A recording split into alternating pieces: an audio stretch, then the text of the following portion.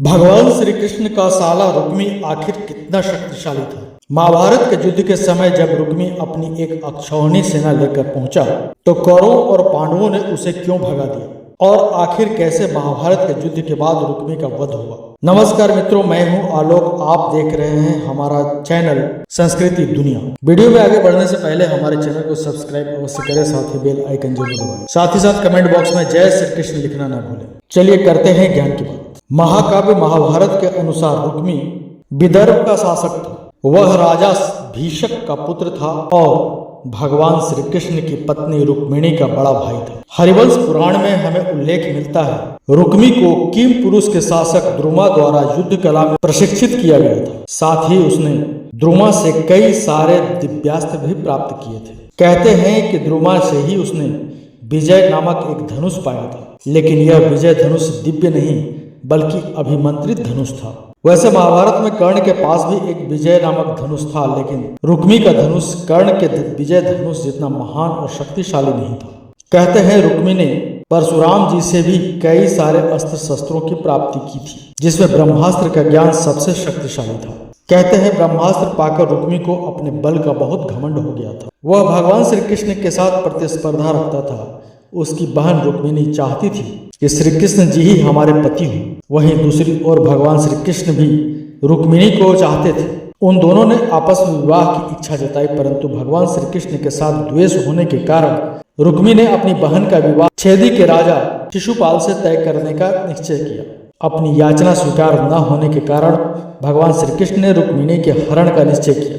कहते हैं भगवान श्री कृष्ण ने रुक्मिणी को विदर्भ से भगाकर विवाह किया। जब भगवान श्री कृष्ण जी रुक्मिणी का हरण करके ले जा रहे थे तो रुक्मिणी ने उनका पीछा करके उनको रोकने का प्रयास किया और कहते हैं उन्होंने घमंड में आकर भगवान श्री कृष्ण के साथ युद्ध करने की बात कही, परंतु वह युद्ध में भगवान श्री कृष्ण के हाथों हार गए और भगवान श्री कृष्ण से उसका द्वेष और भी ज्यादा बढ़ गया। जब कृष्ण उन्हें मारने वाले थे तो रुक्मिणी ने अपने भाई के जीवन को बख्शने की विनती की थी। कहते हैं भगवान श्री कृष्ण रुक्मिणी से सहमत हुए और रुक्मी को मुक्त कर दिया, लेकिन उन्होंने उसके केस मुक्त कर दिए, यानी कि उसके सर से सारे बाल कटवा दिए। अब लज्जा के कारण रुक्मी विदर्भ में अपनी राजधानी कुंदनपुर वापस नहीं लौटा। उसने अपना एक नया नगर बसाया जिसका नाम भोजकट था और वहां से ही उसने अपने राज्य पर शासन करना शुरू कर दिया। अब ये तो था रुक्मी का आरंभिक जीवन, लेकिन अब जानते हैं कि उसने महाभारत के युद्ध में हिस्सा क्यों नहीं लिया। दरअसल जब पांडव और कौरवों के बीच युद्ध होना निश्चित हो गया तो महाभारत के युद्ध से ठीक पहले दोनों पक्ष सेना जुटाने में लगे हुए थे। उन्होंने समय रहते सेनाओं के सेनापतियों की नियुक्ति पहले ही कर ली और सेना भी जुटा ली। कहते हैं जब रुक्मी को यह बात पता चली तो वह अपनी एक अक्षौहिणी सेना लेकर पांडवों के पास आया। पांडवों ने उसका विधि पूर्वक आदर सत्कार किया। सबके बीच में बैठकर उसने अर्जुन से कहा, पांडुनंदन, यदि तुम इस युद्ध से डर गए हो तो मैं युद्ध में तुम्हारी सहायता के लिए आया हूँ।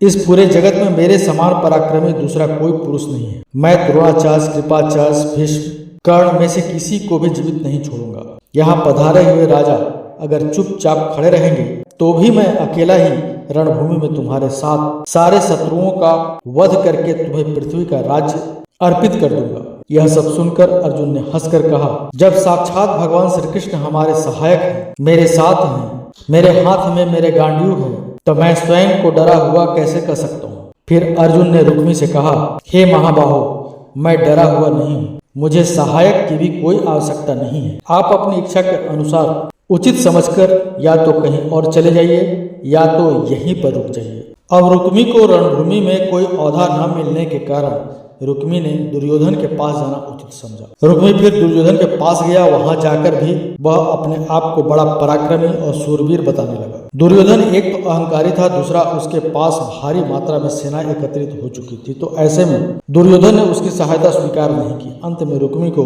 अपनी सेना के साथ अपने नगर वापस लौटना पड़ा और इस तरह रुक्मी महाभारत के युद्ध से दूर रहा। लेकिन यदि रुक्मी की सेना महाभारत युद्ध में शामिल हो जाती तो महाभारत का युद्ध 18 अक्षौहिणी सेना के बजाय 19 अक्षौहिणी सेना के बीच लड़ा जाता। लेकिन हम जानते हैं कि आखिर रुक्मी का वध कैसे हुआ था, क्योंकि महाभारत के युद्ध के बाद तो वह फिर भी जीवित था। तो हरिवंश पुराण में इससे जुड़ी हुई कथा भी हमें बारीकी से सुनने को मिलती है। हरिवंश पुराण के एक अध्याय में भगवान श्री कृष्ण के पुत्रों, पौत्रों और अन्य संतानों की सूचना दी गई है और इसी में यह भी बताया गया है कि किस तरह से रुक्मी और भगवान श्री कृष्ण के पौत्र अनिरुद्ध के विवाह समारोह में रुक्मी का वध हुआ था। अब दरअसल भगवान श्री कृष्ण की प्रत्येक पत्नी के 10-10 पुत्र थे, जिन्होंने बारी बारी से अनेक पुत्रों और पौत्रों को जन्म दिया। रुक्मी की पुत्री रुक्मती के गर्भ से प्रद्युम्न ने अनिरुद्ध को जन्म दिया था। अब प्रद्युम्न भगवान श्री कृष्ण के पुत्र थे और रुक्मती स्वयं रुक्मी की पुत्री। यद्यपि श्री कृष्ण ने रुक्मी का अनादर किया था, फिर भी अपनी बहन को प्रसन्न करने के लिए रुक्मी ने अपनी पुत्री का विवाह प्रद्युम्न के साथ किया था। ऐसे में अनिरुद्ध रुक्मी और भगवान श्री कृष्ण दोनों का ही पुत्र था। अब अनिरुद्ध के विवाह समारोह में भगवान बलराम श्री कृष्ण और अन्य जादव भोजक नगर में रुक्मी के महल में गए। समारोह के बाद रुक्मी ने भगवान बलराम को पासा खेलने की चुनौती दी। कहते हैं पहले वाले खेल में रुक्मी ने स्वयं बलराम जी को हरा दिया, जिसके बाद कलिंग के राजा ने अपने सभी दांत दिखाते हुए भगवान पर हंसना बेहतर समझा। इससे भगवान श्री कृष्ण और भगवान बलराम जी से को बहुत गुस्सा आया। अब भगवान बलराम ने अगला खेल जीत लिया, लेकिन रुक्मी ने हार मानने से इनकार कर दिया। तब उसी समय आकाशवाणी हुई जिसमें घोषणा की गई थी कि बलराम जी वास्तव में जीत गए हैं, लेकिन दुष्ट राजाओं द्वारा प्रोत्साहित किए गए रुक्मी ने यह कहकर भगवान बलराम को नाराज कर दिया कि उसने गाय चुराने के अलावा अपने जीवन काल में किया ही क्या है। महाभारत के युद्ध में तो वो लड़ा भी नहीं और न ही उससे पासे खेलने आता था। उसके लिए तो बेहतर यही है कि वह गायों को चराने ले जाए।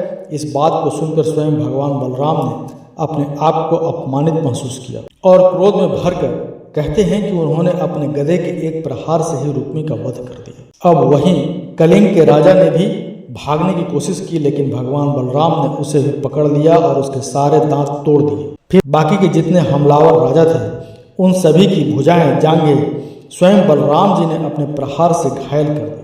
भगवान श्री कृष्ण ने अपने बहनोई की मृत्यु पर ना तो सहमति व्यक्त की और ना ही असहमति, क्योंकि उन्हें डर था कि वह रुक्मिणी या बलराम जी के साथ अपने प्रेम संबंधों को खतरे में डाल देंगे।